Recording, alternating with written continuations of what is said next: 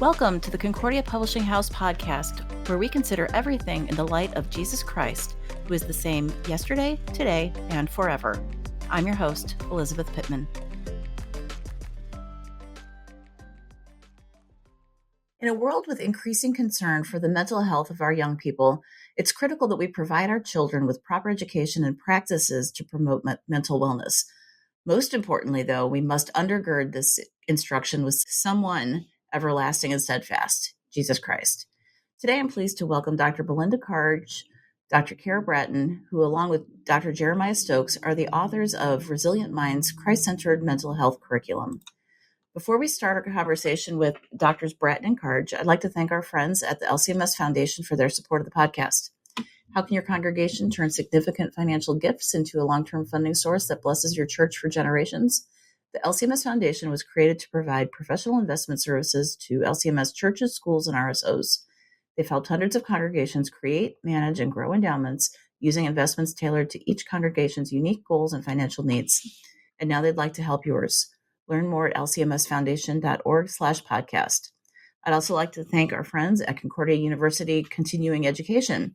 No matter where you are in life, CUW's online continuing ed classes fit your schedule and connect you with a supportive community.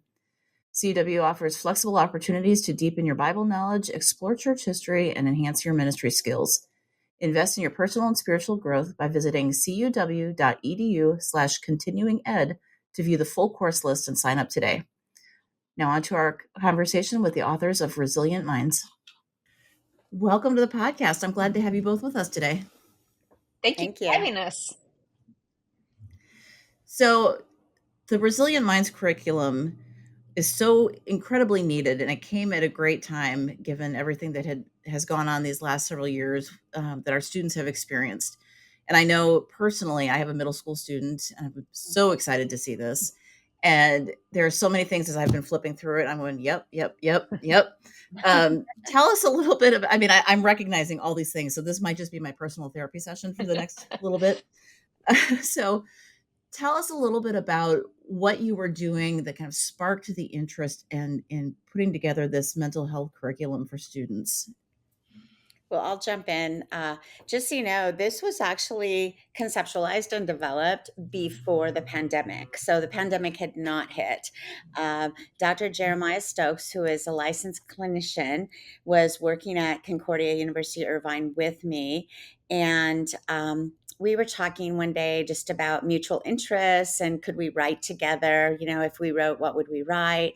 And we just started working together. And one thing led to another, having a background in both ed leadership and special education, and his background being the clinical counselor side, we immediately realized that the mental health of our students is utterly important. And we started just talking about stories. You know, I started telling him about some of the students that I've worked with and the types of support I wish that I could have given them and all that I've learned. And he started sharing ideas. I'm like, oh, wow, if I would have just known that as a classroom teacher, that would have been amazing.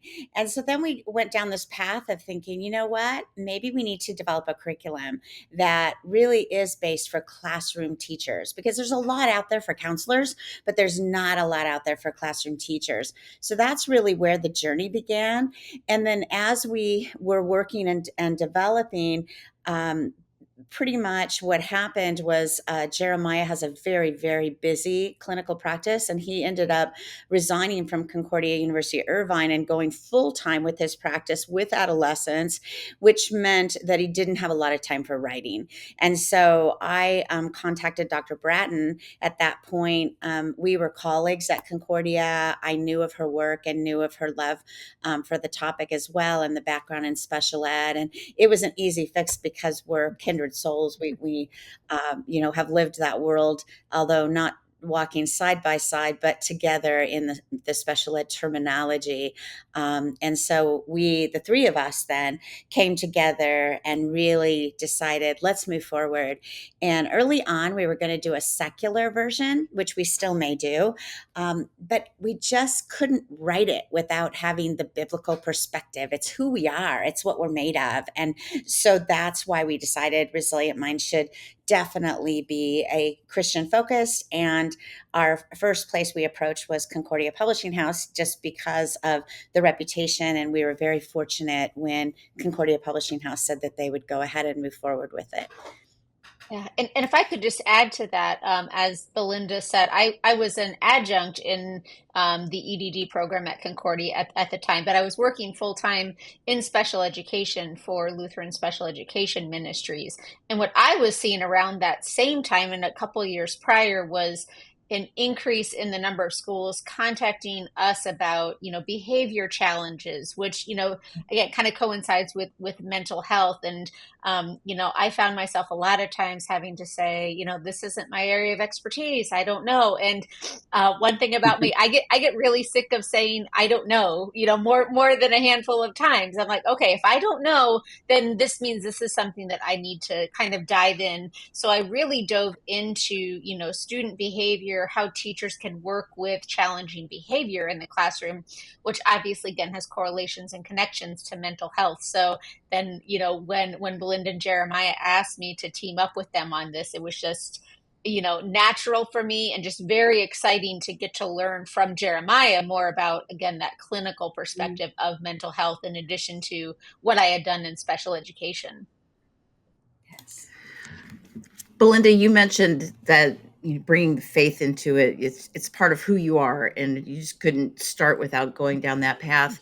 Why is it important for us to link our mental health with our faith? Oh, great question. When we can connect mental health with our faith, we are fostering a holistic approach. And that's really what we want to well-being. We want to look at every side of who we are and what we're doing. And, faith can provide that sense of purpose, that sense of community. Faith gives us the support, the coping mechanisms. It allows us to really think through who we are and where we're at, both during tough times as well as when things are going really well. I think that's important to talk about too. And you know, one of the things that we tried to do in the curriculum is really put ourselves in the shoes of, in this case, middle school, and then we have a high school version coming out, which is a little bit different twist. Those middle schoolers, it can encourage them to seek help and to find support when needed in critical times, or maybe even to share with someone else who could get the support for a friend. And all of that comes together to enhance our mental health and our well-being. And, one of the things we try really hard in the curriculum is to really help the teachers understand that ultimately it's God's will. Ultimately, it's God's plan. Ultimately, He is our guiding force. But that doesn't mean that we just let it all go.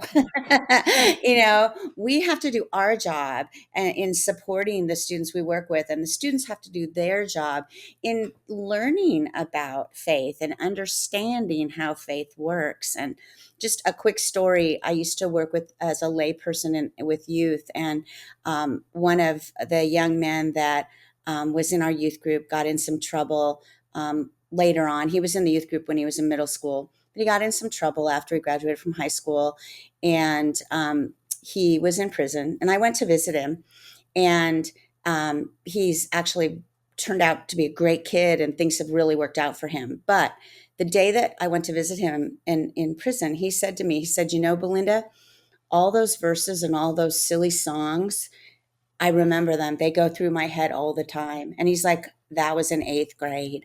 He's like, I can remember the story of the prodigal son. I can remember you talking about the strength of Daniel. I can remember. And he would go through and he would just, kind of share with me a lot of what kind of got him through. And I think that's a great story, because we want to plant seeds so that faith is our inspiration for everything we do later on in life. Mm-hmm. And I think there's can be a perception too that, like faith and mental health strategies or talking about mental health, that they're siloed, that they're completely separate. And again, in the secular world, they're not integrated. And so, I think part of our goal was to, bring them together and say they're very much connected, but also as a classroom teacher, there might be a lot of work going into trying to make those connections, and a lot of time that classroom teachers could be doing other things. So if we try to lay out what those connections are as a starting point, and they're welcome to add to it, and I'm sure many of them, depending on their background, if they have a lot of experience teaching religion, or have their LTD, they might add to that. But it's the bones are there, that they can have those conversations and not feel that they have to connect the dots before they teach the lesson. So I think that's a great part of this too. And as Belinda said, just seeing that they very much are connected, and should be working together. When we were working on this project, we had a couple of pilot schools. And one of the things that I remember several of the teachers saying is they love the Bible verse connection. So the beginning of each lesson has a Bible verse, and we hint around like, hey, what does this mean? And then we teach a concept. And then at the end, we swing back to that Bible verse. And we're like, how does this relate? The topic of mental health, the topic of anger, the topic of anxiety, whatever the topic is for the day, how does it relate to that Bible verse? And the teachers told us that that was a huge plus for them, because they didn't have to go digging. They didn't have to find things or pull it from their head. It was like right in front of them, and they had the support. No, you did a beautiful job in laying out the curriculum. I'm looking at this as a parent, and I'm pleading with our schools, like, use this, because this is, again, I've seen what has happened post-pandemic to the middle schoolers. I have a sixth grader, and it's rough. It is really rough with some of the things that they're experiencing and that they're going through. And you laid it out beautifully for a teacher who doesn't have, you've got it all there, like you said, so it's very simple for them to get going with this. What are some of the basics, like at the foundational level, what are some of the basics of principles that you're trying to teach through the curriculum? I think that the first thing is, as it says, we're taking a very much a strengths-based approach, as well as, a Christian approach to mental health.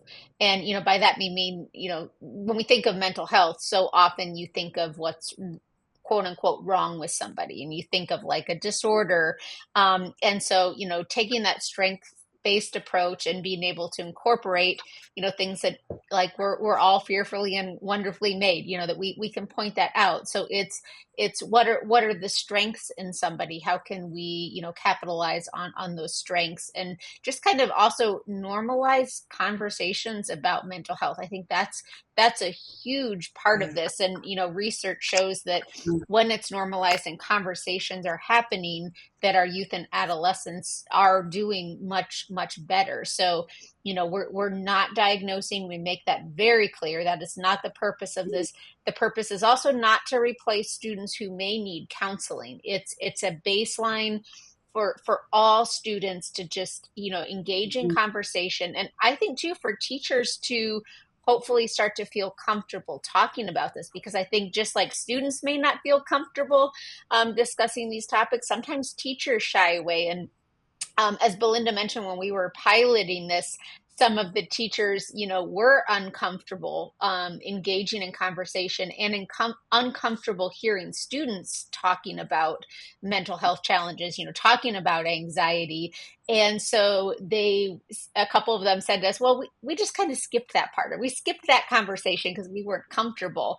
And, we really had to encourage them, this is a critical piece. This is not, if you've seen the curriculum, this is not a teacher standing in the front of the room and just teaching information and students passively sitting and taking notes or taking tests. This is very interactive and conversationally based. So that's a critical feature of this, and a lot of engagement activities that Belinda has extensively researched, to again lay out for teachers how to have that conversation, some tips to look for. And then the other key with it is Jeremiah added counselor notes too, so that again, if teachers are maybe hearing things that are a little concerning and wondering, should I be concerned about this? Is this something, that maybe does need an added step? So he added those and also wrote some great parent letters to engage parents in the process, so parents know what's being discussed and how it's being discussed at school.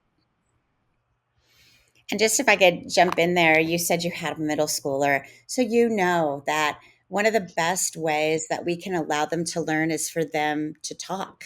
And as Dr. Bratton shared, one of my backgrounds is instructional strategies. And we know that the approach of using engagement with the concepts of the materials that we're sharing will empower these students. It will build confidence. It will promote resilience by really encouraging them to recognize and utilize their talents and their skills. But that comes through conversation. That's not something that a eighth grader or seventh grader just magically knows. They have to talk through that. So we've set up activities where, as Dr. Bratton shared, that the curriculum can really focus on identifying and leveraging student strengths rather than looking at those weaknesses, and helping them see what their strengths are and how they can use those strengths to their advantage as they become stronger and stronger in their own well-being, and what that looks like for them. I think that is huge in terms of what we've tried to do, and always swinging back to those engagement activities. And just to give you an example, this is my favorite one, is a activity called Think Right Pair Share. And the concept behind it is all of the kids think about whatever it is we're asking. So let's say that today we're talking about physical health, and we ask them, what kinds of things do you do to stay healthy? Think about that.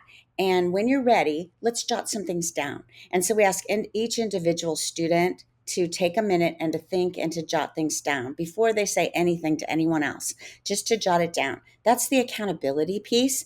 Now I have something to talk about, because I've thought about the fact that I go on a morning run with my mom, or that I go to the gym with my dad at night, or I take my dog for a walk, or I try to eat breakfast in the morning, or whatever their situation is. They put it down on paper, and then we get them in groups where they can share, or maybe partners, depending on the lesson, where they can actually share and have a conversation. But each of us is accountable because each of us have thought about it ahead of time. That gives us something to talk about. And then, of course, the teachers can do the large group sharing out.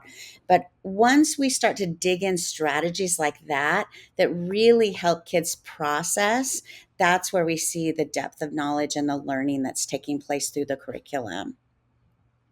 I think it's so helpful to have that engagement and the intentional in taking the strengths-based approach and giving them the tools that you do. I mean, we've all gone through health classes for years and years. You sit through Right. health class and you learn about germs and this and that.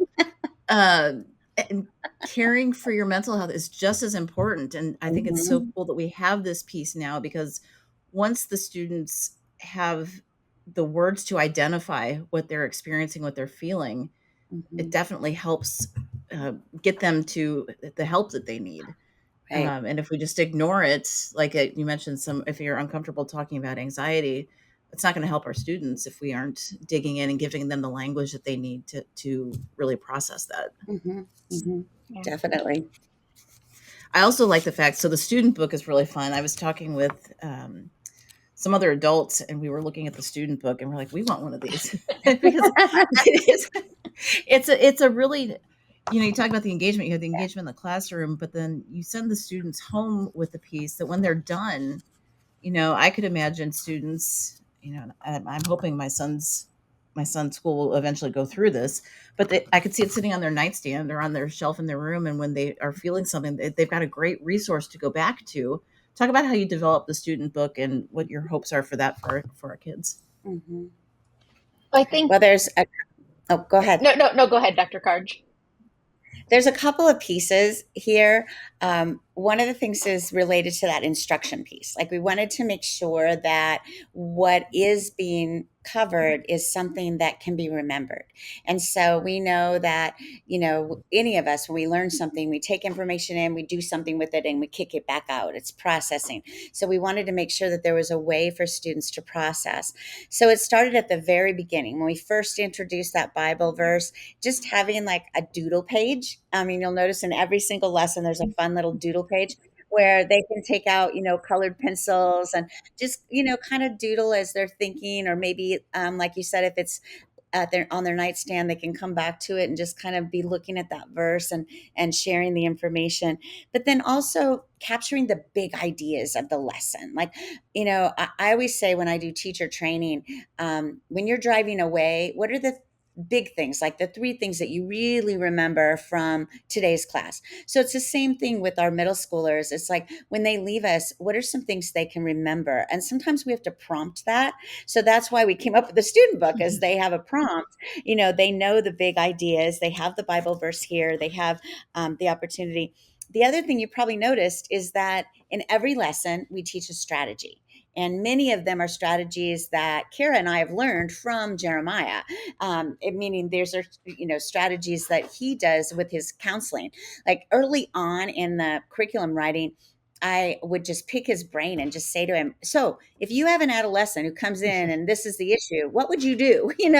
And we would get the strategies, and then we kind of would fine tune those. So you'll notice if you flip through, at the back of every single lesson, there's, example of box breathing. And there's, when I'm anxious, here's some things I can do to calm down. And here's some breathing exercises that I could use alternatively. And that's on purpose, because we want to have this tool that's right there that they can pick up and utilize, and maybe even, teach their siblings and teach their parents, and, maybe even spread it that way.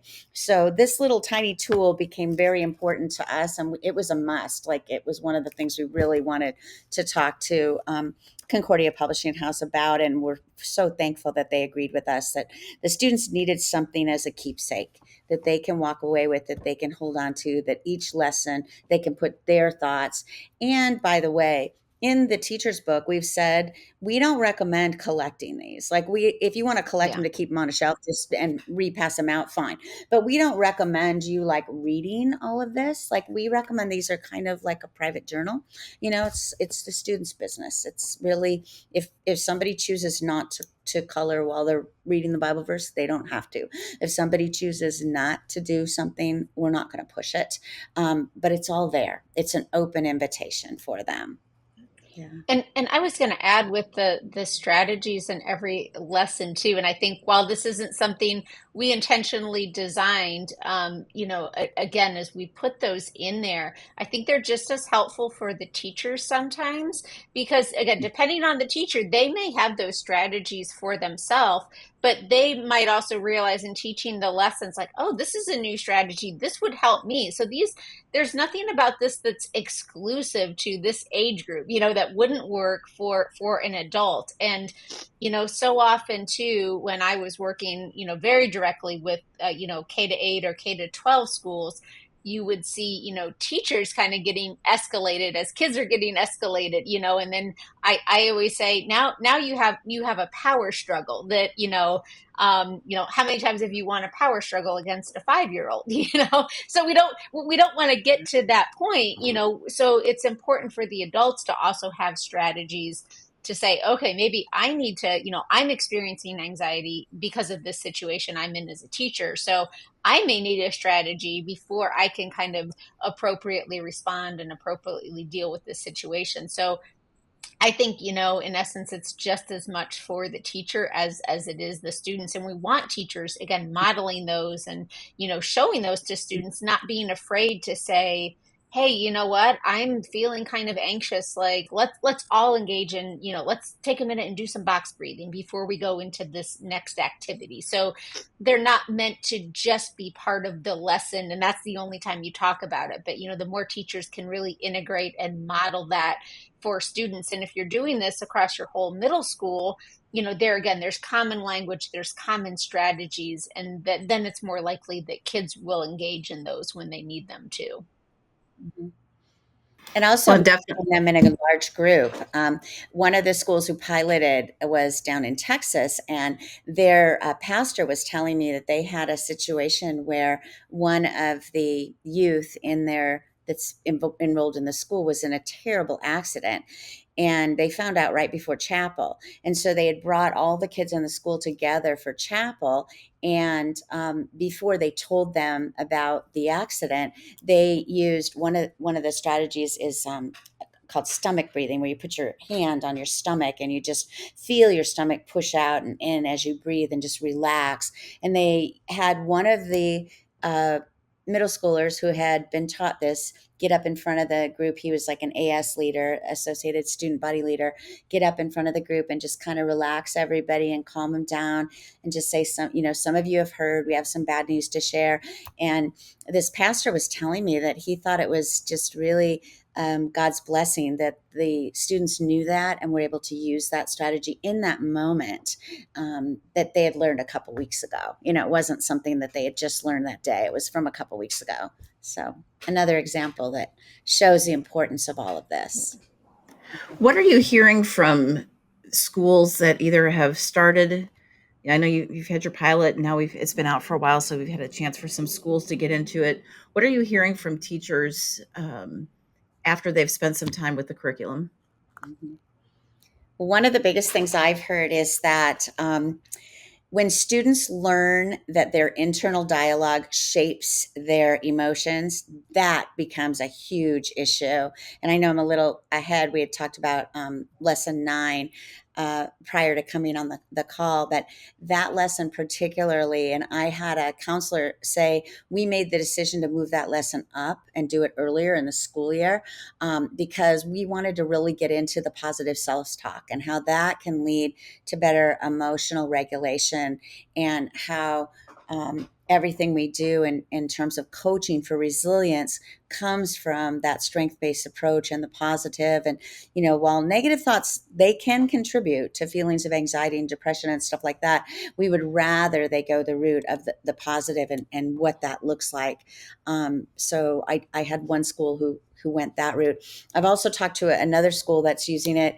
This was a very recent conversation, and she was telling me that what the teachers were saying is they just hadn't even thought about talking about some of this stuff to their students. It's like you get so busy with the day-to-day teaching, you just don't think about the importance of taking a step back. We say we're holistic, we especially at Christian schools, we say we're focusing on the spiritual growth, the emotional growth, the physical growth, all levels of growth for a student, not just academics, but yet we get caught up in the academics. And sometimes we say, oh, the spiritual growth is happening like a chapel.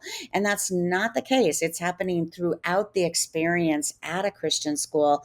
And this particular principal was telling me that just having all of her middle schoolers having a time in the week when they are really focusing on resilient minds has brought that front and center. And parents have stated that they really appreciate knowing that their students are learning additional Bible verses that connect to issues related to mental health, in addition to like what they would normally do in their religion class or their chapel, those types of things. So that's what I've heard so far. Yeah, and one thing I've heard too on the logistical end is schools are appreciative. This is 12 lessons. Obviously, there's a lot more topics we could definitely cover. But again, in conversations with Concordia Publishing House, we landed on 12 lessons. Thinking that our goal was that it could be maybe easy to integrate, rather than saying, hey, this is 40 weeks, you have to spend an hour 2 times a week, to get through it all. That it gives teachers and it gives schools flexibility in terms of how they fit it into the day, because we all know there's not enough time for everything. So to ask teachers to kind of add another subject area is very difficult, if not impossible to do. But this is so important that it in our mind should be part of the curriculum, and should be part of the school day. But with 12 lessons, again, we've seen some schools use it in a semester and do it once a week, and get it done in a semester, and others do it every other week. You could integrate it with your religion time, that it could maybe replace a religion lesson or add to a religion lesson. As we worked on high school that is coming out in 2025, there's a lot more. There is some in the middle school of the brain and how the brain works, but there's much more of that even at the high school level. That our thought was you could use it in science class. So it's very flexible in terms of how you might fit it in during the day. And there's extension activities that if you are doing it, once a week, every other week, you could do some short little activities there to kind of extend it out and, kind of transition to the next lesson as well. And The just flexibility, I was gonna say, I think the flexibility also lends itself to being used in context outside of the traditional classroom. I saw some DCEs who were like, this would be great for our youth group, or this would be great for our Sunday school. So there's flex. It's because you laid it out so cleanly and so easily for the leader. There's a lot of different scenarios where this could be put to use. Oh, absolutely. And full disclosure, a lot of the activities in there are from my youth group days. You know what I mean? When I was working with youth, I would pull a lot of those activities. So, absolutely. Yeah. And just to clarify, there's 12 lessons in the fifth and sixth grade book, and then there's 12 lessons in seventh and eighth, and then there's 12 lessons in high school. And if a school wanted to, they could certainly do the continuum. There's a little bit of overlap, but there's enough difference to where, remember, we talked about those big ideas. You could start the big ideas in fifth and sixth, build upon them in seventh and eighth, and then revisit and extend tremendously in high school. So it is designed to where it could be used as a full curriculum in that way as well. The other thing I don't think we've touched on as much today is the extension activities. We've really put some time in. Every single lesson has a couple of extenders. And one of the things I had heard from the pilot teachers is how much they appreciated those extenders, because there were times when they would spend a month on one lesson, which I was really surprised about. But it was because of all the extenders. They wanted to do everything. They're like, if you're going to write it, I'm going to use it. So that kind of warmed our hearts. That was really fun. Yeah. One of the things that my 11-year-old struggles with, and this goes to lesson 9, is the self-talk. And I find myself, and this is, he will negative talk himself into believing just about anything. And it's everything from the phone call on the way to school. Hey, you ready to have a good day? Mm-hmm. I doubt it.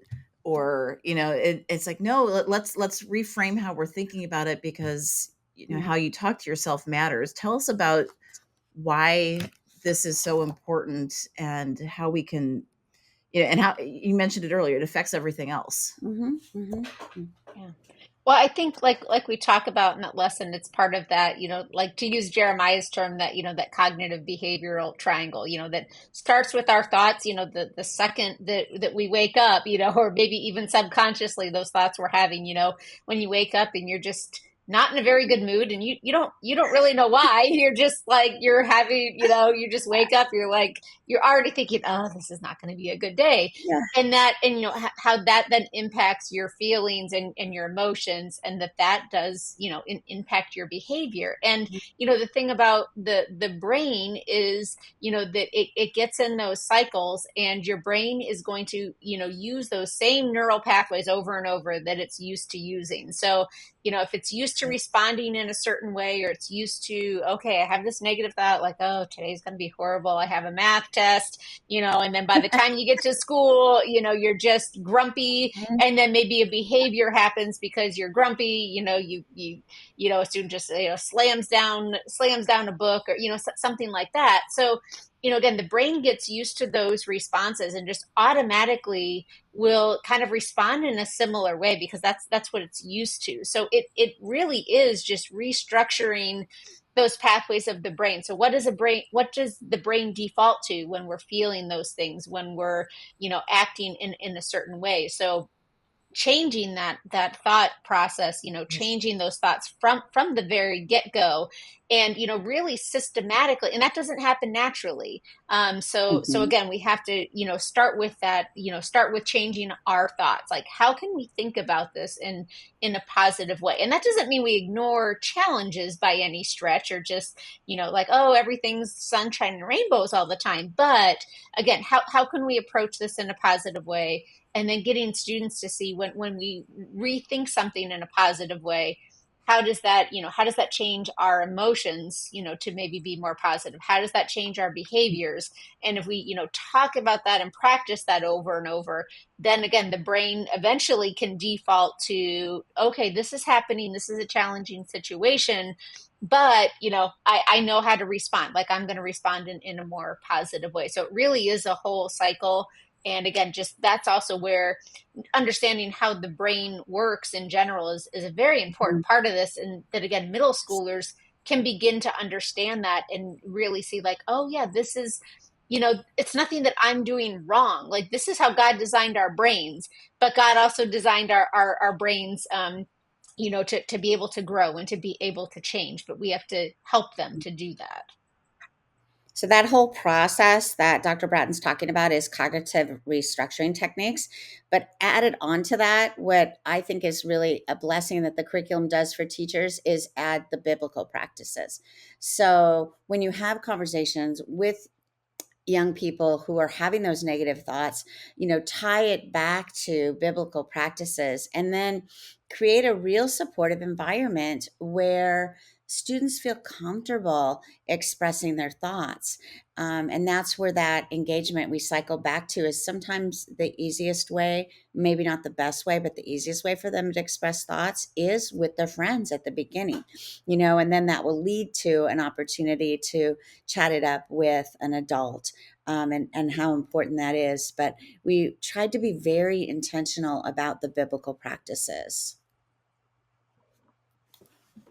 No, this is one where, I mean, it's almost a daily occurrence in my house of, let's reframe how we're thinking about this. And even when I talk to him before school and then we get home from school, well, how was your day?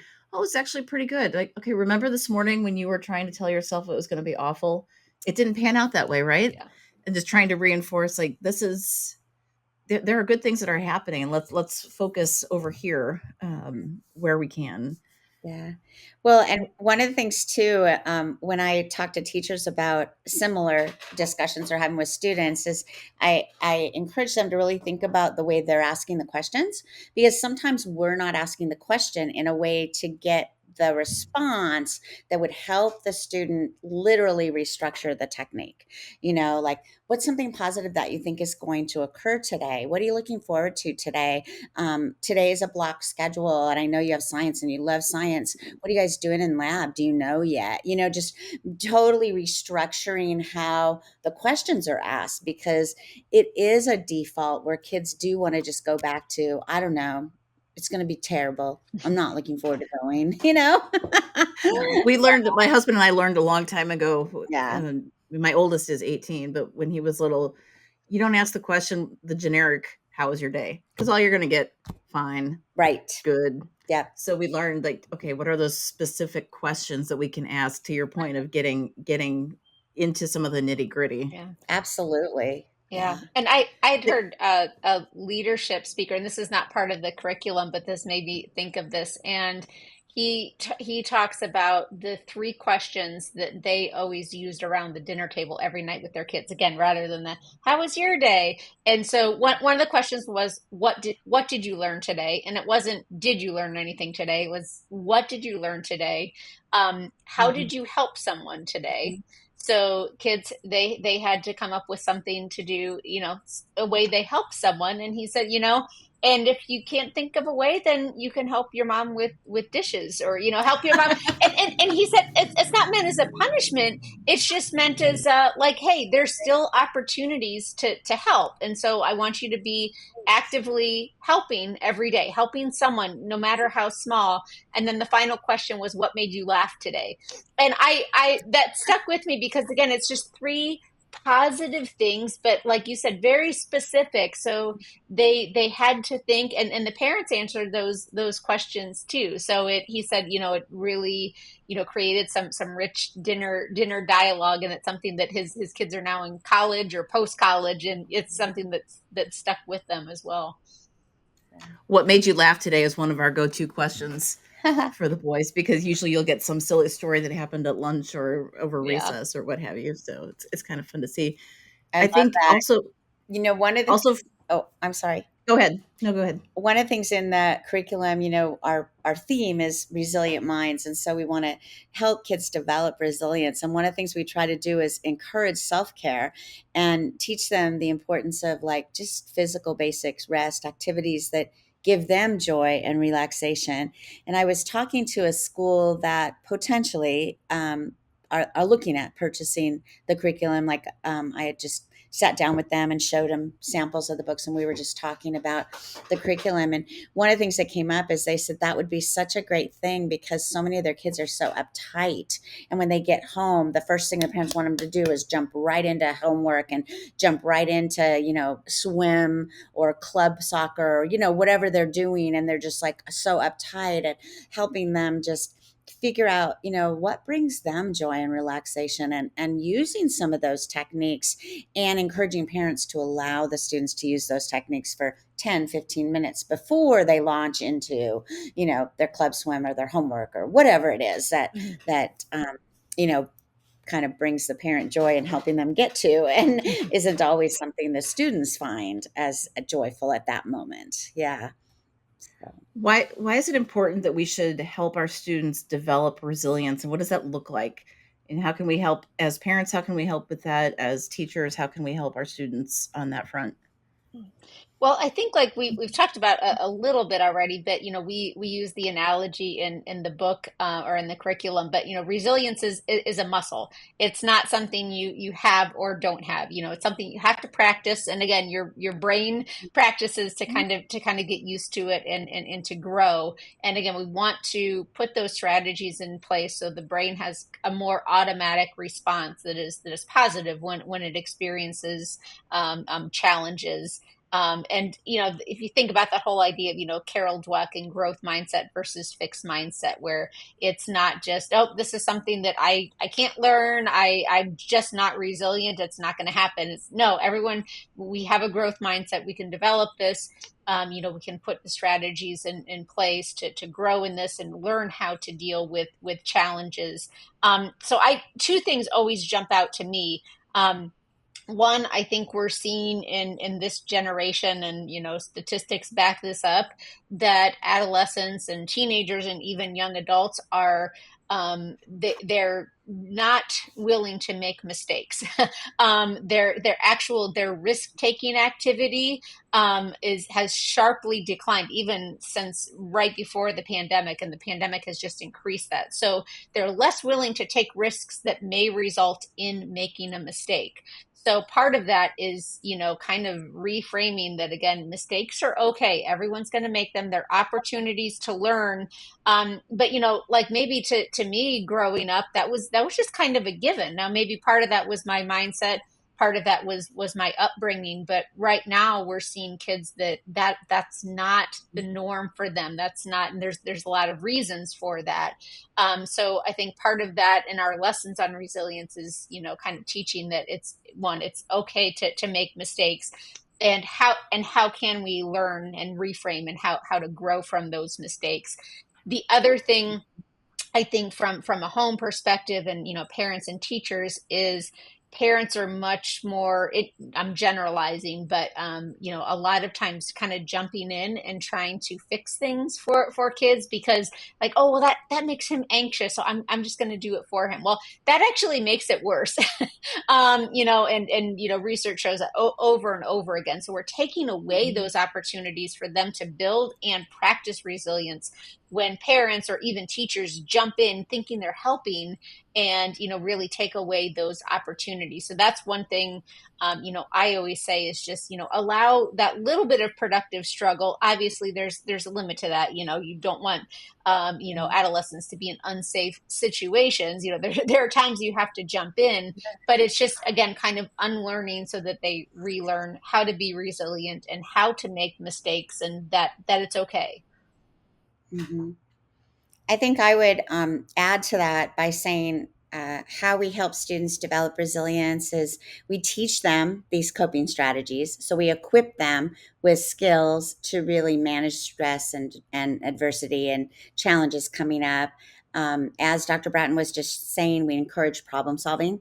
So we're fostering this huge growth mindset that's going to really build out and guide them to view challenges and I don't know, opportunities for growth, I think would be a good way to put it. I think we are pushing hard to promote social connections and to facilitate strong relationships within the classroom, with adults at the school, with family, with parents, with siblings, with grandma and grandpa and aunts and uncles and all the extended family, with the church community or church family, just really promoting social competence because we all know that that's a way of all of us feel better and we feel good when we have people around us and supporting us.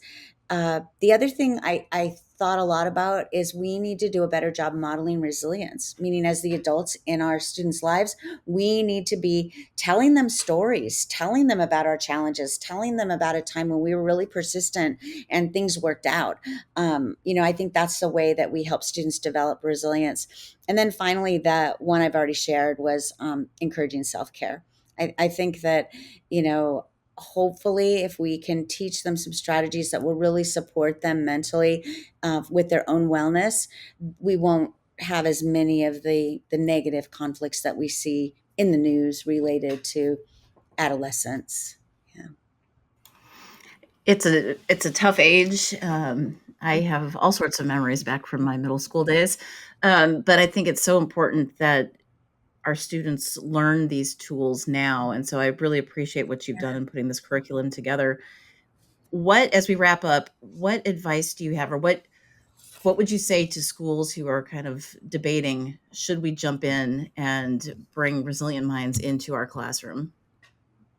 Well, I would say first reach out to us. Again, talk, reach out to myself, to Belinda, to Jeremiah. We're happy to have a conversation with any school or any part of a school that's thinking about this. To again give information. I know CPH has some sample lessons on the site. But we want it to be a good fit to meet the needs of the staff and the students at a school too. And we may be biased and say, well, of course it's, helpful for any middle school, which I mean, I really do think it is, but reach out to us. We're happy to share more. We don't want to keep it a secret. Like, oh, you have to buy it to see what this is all about. Like, reach out, ask us questions, and we're more than happy to jump on a call with you and any part of your staff to, help you figure that out and answer more questions. Mhm. And full transparency, something we didn't talk about is every single lesson has a slide deck.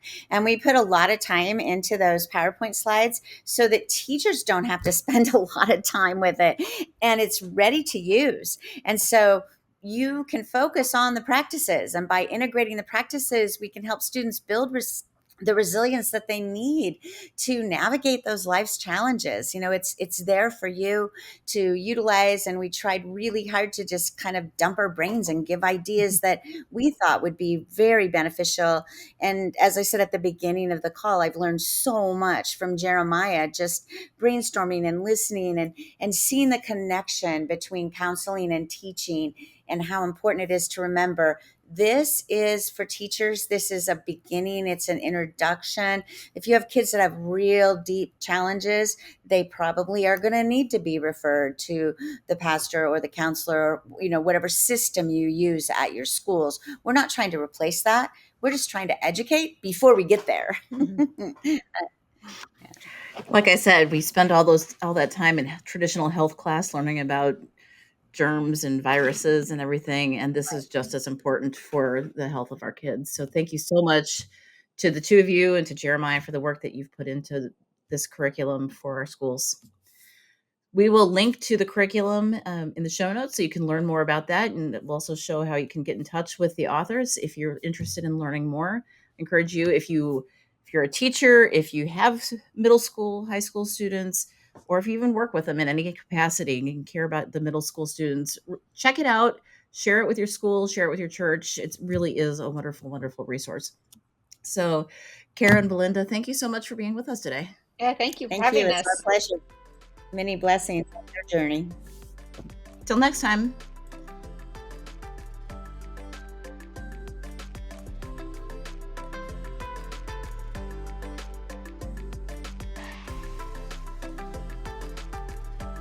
Thank you for joining us on this episode of the Concordia Publishing House podcast. I pray that this time was valuable to your walk with Christ. We'd love to connect with listeners on Instagram, Facebook, and Twitter at Concordia Pub. Visit cph.org for more resources to grow deeper in the gospel.